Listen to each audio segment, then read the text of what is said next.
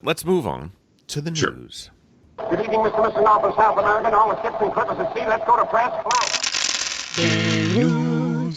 Elder, it's an interesting time, right? I mean, this is the time in the year when normally everybody would be going to Essen, right? Yep. And the biggest board gaming trade show in the world would be opening its doors, and people would be partying down and having their currywursts. And, when Maddie and Trey and I went back in 2018, we had such a blast. It was a really, really wonderful time. And just being able to picture what it is, and that place and the people and all that sort of stuff is amazing. But this year, no Essen. It's not happening. It doesn't exist. But at the same time, all of these games that have been in pipelines for a long, long time are still premiering, coming out around Essen time. So there's all these little games we got that I'd be like, wow, I never heard of that. That doesn't really happen too often anymore, right? We get posts by, we get Twitter posts by designers. We get Kickstarter notifications. We get, Gone Cardboard does, throws little previews. But at this one time, because there's so many games coming out, we find out about games that we, didn't really know about. One of them is Machina Arcana. It's the second edition of it, 2019. Didn't know much about Machina Arcana. Hadn't heard about it. Not exactly my type of game, but Cthulhu mythos is always a really interesting thing. In this game, it's a dungeon crawl in the Cthulhu mythos, right? You're exploring and investigating a subterranean complex of unknown origin, facing Cthulhu mythos monsters in a steampunk setting, and it looks gorgeous. One of the things I like about it is it doesn't have miniatures. It's got standees instead of miniatures, and I don't know. I think something in my brain is broke about miniatures. I think I see them, and it does the opposite of what it's supposed to do for me. But the components look, nice. And if you're looking for a dungeon crawl, we actually have a few that we're talking about today. But this is definitely one of them. And if I'm going to do a dungeon crawl, I would much rather do Cthulhu for some reason. And I get, once again, I have a anti-fantasy bias, I guess. I guess is what it goes You down. do. I do. I'll play Mansions of Madness anytime you want to, but, right. What can you do? So that is Machina Arcana, second edition. Next up is 10 Suns. This is one of those games, when I look at this, I'm like, wow, this is when I wish that Essen existed, and I wish I was there. Yeah. Right? This is the award winner in the Global Design Competition World Original Design Contest 2019. Just listen to this description. In the beginning, there were only you and the other ancient primordials. Then the dawning of the gods arrived, and more celestial beings came into existence. It was then that the Jade Emperor of the Heavenly Realm produced 10 rebellious children who turned themselves into scorching suns in a bid to end the world. This was a good thing, for you drew solar power from the 10 suns, making you invincible. Alas, the mortal hero Hu Yi appeared and began to shoot the suns down one by one with his golden bow. It's a gorgeous, gorgeous story.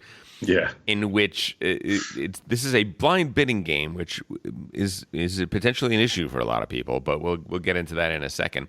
The idea is that you are a god that is drawing your primordial essence that is drawing power from these suns, but over the course of the game, the suns are going to be dying out. So what you're actually trying to do is you're trying to use that energy that you have to bid on things that are going to give you energy independent of the sun, right? You're trying to build an engine that is going to be able to survive when the primary engine of the game sputters and dies. Which, I don't know, that's interesting, right? Yeah. Can you think of a game that has that design where at the beginning of the game the engine is already in place, but the engine is slowly dying, and you're going to have to replace its systems? Mm-mm. No, I've never heard of that. I really like the idea of that. There was there are these what's it called, game chef competition, where indie role playing designers are design role playing games over a very short period of time for this game chef, and you're given ingredients, so it's like Iron Chef. And at one point, I was designing a game that was. Did you ever see the movie, the old black and white movie DOA? I'm not sure. It sounds familiar. It's a cool noir movie in which the opening, the hero finds out that he's poisoned and he's got 24 hours to live. Right, he's going to be dead in 24 hours, and so what he's doing is he's solving his own murder. Right, which is cool. Right, that's good. That's a good. Yep. That's a good twist. Yep. So in almost all role playing games, you start off with a level 1 character and you're building up, right? And you're getting more and more powerful over the course of the game. So I was designing a game that did the opposite, where you start off as powerful as you're ever going to be, and over the course of the game, you're losing dice. You're getting less and less and less. And I think that is legitimate. I don't think, obviously it's you play it once and you played it, you can play it again, but it's not like it's continuing characters because you're going to die at the end. But the tension of having less and less resources to do the things you desperately need to do, I think is, I think it's unexplored territory, and it looks like 10 Sons is kind of doing that, though it is blind bidding, which is a problem. I mean, Aladdin's Dragons is a great old game that used blind bidding. Strangely enough, DMocker has a blind bidding aspect in it. For those that don't know what blind bidding is when it's also called in the fist, which means you put the pieces that you want to bid with in your fist. Everybody reveals at the same time. So I don't say I'm bid 1, you say you bid 2, Elder says he bids 4. It's not like that. It's literally you are committing your entire bid without having any idea what anyone else is bidding. It is training wheels off. It is a very, very hard bidding scheme to win. It is highly, intensely psychological, and it can also be very, very swingy. So for a lot of people, at least back in the days when bidding was a major component of a lot of games, that was a deal breaker for them. How do you feel about blind bidding, Elder? Are you agnostic, or do you have an opinion? I like it. I think it's fun to play. I think it's exciting, and just in terms of, just kind of touching on a little bit what I want to talk about later on.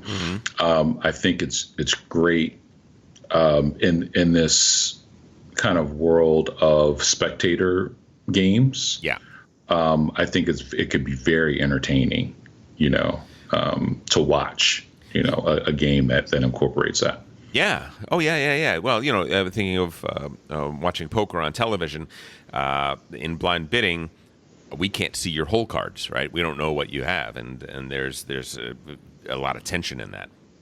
Yeah, for sure. Yeah, I'm looking at the geek page for this game, and it actually says it's one of the mechanisms, betting and bluffing, which I don't know if that's really accurate, but definitely you get that kind of sensation from the way the game is designed, it sounds like.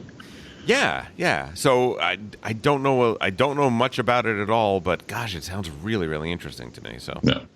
I hope to check that out sometime soon. Next up, we have kind of a war game. We have Shaolia, Warring States. It is designed by Hani Chang and Gunho Kim. And in this game, it is either 2 versus 2 or 4 versus 4. So a very, very head-to-head game, which is kind of, I think it's best described as Euro mechanisms for a war game. Yeah. You are building, you're buying buildings, you're allocating resources, and at the end of the game, you are either going to win by dealing 12 damage to your opponent's palace or achieving a culture score of 18. Which is interesting because it's like when you say those two things, deal 12 damage to the opponent's palace, or achieve a culture score of 18. That is literally, there is a war game victory condition and there is a Euro game victory condition in this, which is interesting, right? I mean, that's kind of cool. I could see that if it works well, it could be one of those things where you're threatening to deal the 12th point of damage to the opponent's palace. They're doing everything they can to defend themselves, and as they're doing what they can to defend themselves, that gives you free reign to up your culture score, and it's kind of attack on both fronts. It's an interesting game. The early reviews have been solid. The early reviews have said that this is a game that might have a really good space for people that are into player versus player, one versus one meaty games that have a little bit of a Euro bent to them. So check it out. Yeah, I wonder about this type of game where when you have these two kind of like diverging types of gameplay. Yeah. Will it kind of work for either player? Like, will it work for, the war gamer who's not really into Euros, or vice versa? And I guess it just depends on how it's handled in the game. But it definitely is pretty graphically. The art design on this is great, and it was on my radar too. So I would, this is definitely one of those games I would be interested in trying out. Yeah, I mean, I think if you have both feet firmly in one camp and one camp only, maybe this game isn't going to be for you. Like, if people are like, well, you know what, I don't really like player versus player. Yeah. Then this game won't be for you. But I think there's a lot of Euro gamers that don't mind that, and that would even enjoy that if it was presented in the right way. And this might very well be the right way. And I think war gamers, I think a lot of them, are not turned off by Euro mechanics as long as the head-to-head battle of wits, who can outlast the other, goodness is still in the DNA of the game. So we'll see. I agree with you that when you try to serve two masters, sometimes you serve none. But but we will see. And next up is Dungeon Universalis. Came out in 2019, supposedly, but nobody, I don't think, has it yet. And this is a dungeon crawler board game for 1 to 6 players. We talked about Hero Quest 2 weeks ago. This basically is better Hero Quest. Okay. So the problem with Hero Quest is that it's basically Dungeons and Dragons as a board game, in the sense that you have one person that's the dungeon master, and they're not really playing the game to a certain extent.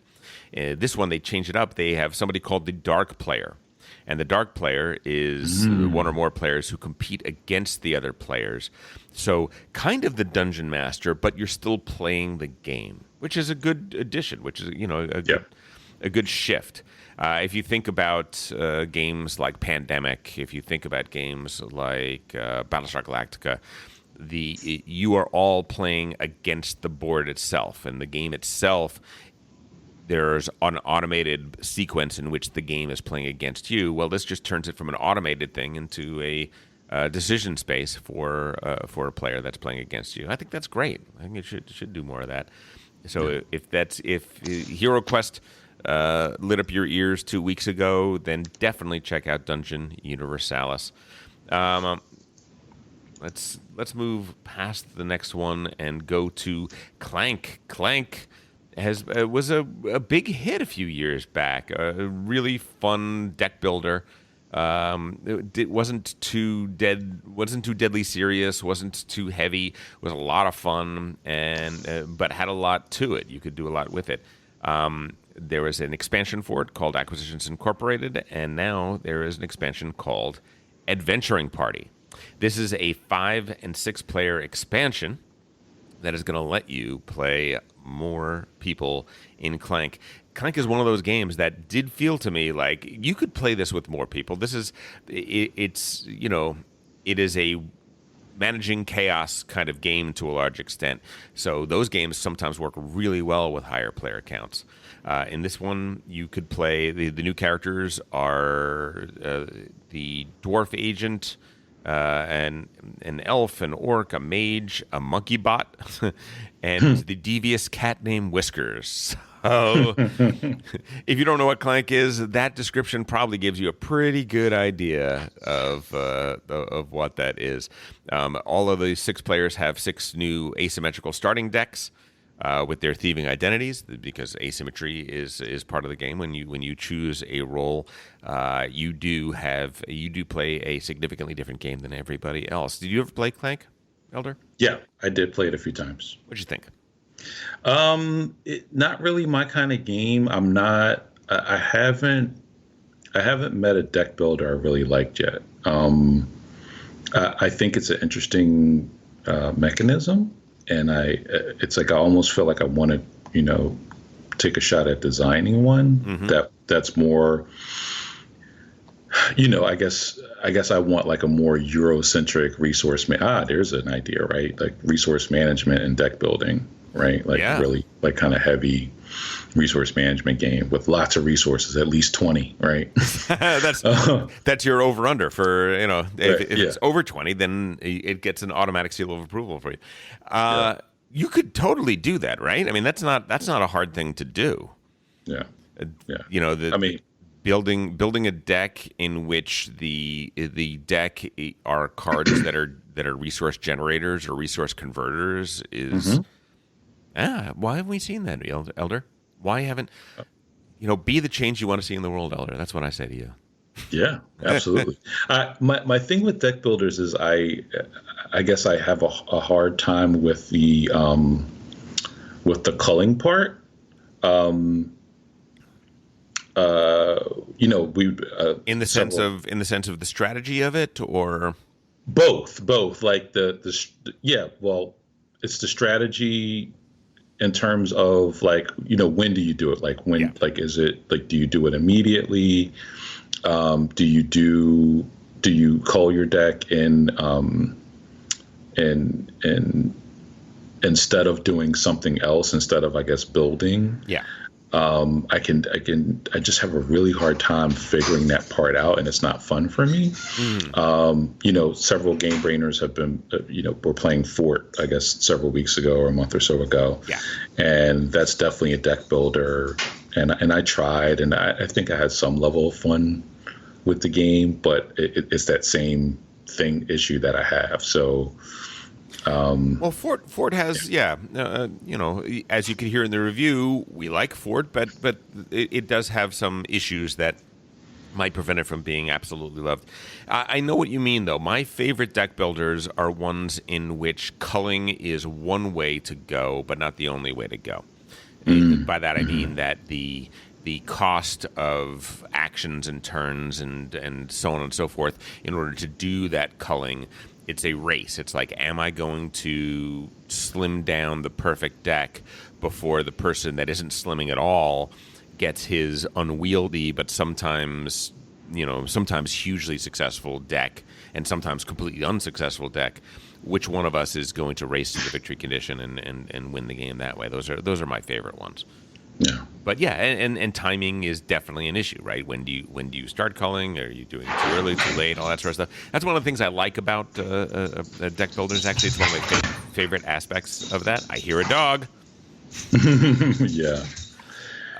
And two last things. First is Thames and Cosmos are the makers of The Crew, and guess what? They have a print and play. Oh, hello. Hey, sorry about that. So I was saying Thames and Cosmos, they're the makers of The Crew, a game we very much like here at Game Brain. And they have prepared a new 5-card print and play edition, the Demios Adventures, 1 through 5. And you can get them at thamesandcosmos.com. Each one has 3 adventures on it, so that's 15 new adventures, 15 new, when you're playing The Crew, they give you different rules and different boundaries within which the game The Crew is played. And so having 15 new ones could be right up your alley. If you like The Crew, definitely check that out. It's free to print and play. And last but not least, Maddie, are you listening? Maddie, are your ears tingling? Lorenzo Il Magnifico has been announced. It is coming to Steam on October 5th.